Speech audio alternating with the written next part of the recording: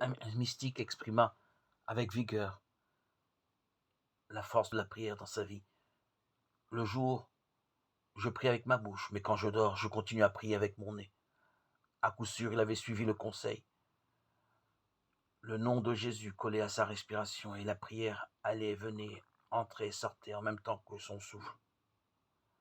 Cette prière ne nous empêche plus jamais d'être tout entier appliqués aux hommes et aux choses, car moins que jamais nous tenons nous-mêmes la prière en main,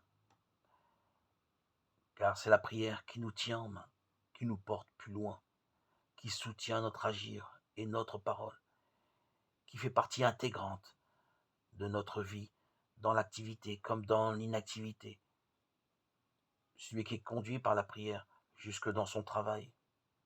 Il est comparé à un forgeron qui, de son marteau, frappe sur l'enclume un fer rouge. Le forgeron martèle le fer, mais de temps en temps, à dessein, il frappe aussi sur l'enclume pour mieux ajuster ses coups.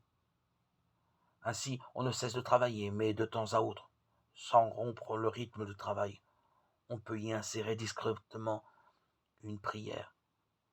Travail et prière s'entrelacent pour former un tout à tel point qu'il faudra y regarder de près si on voulait encore les distinguer. Toute notre vie est maintenant devenue prière et travail. La prière qui provient du fond de notre cœur ne cesse plus, est devenue permanente, quotidienne. Il est bien évident que le sommet de toute ascèse est la prière qui ne cesse plus. Celui qui l'atteint s'installe du même coup dans sa demeure spirituelle. Quand l'esprit habite dans un homme, cet homme ne peut plus cesser de prier car l'esprit en lui prie sans cesse. Qu'il dorme, qu'il veille dans son cœur, la prière est toujours à l'œuvre. Qu'il mange, qu'il boive, qu'il se repose ou qu'il travaille, l'encens de la prière monte spontanément de son cœur. La prière en lui n'est plus liée à un temps déterminé. Elle est ininterrompue.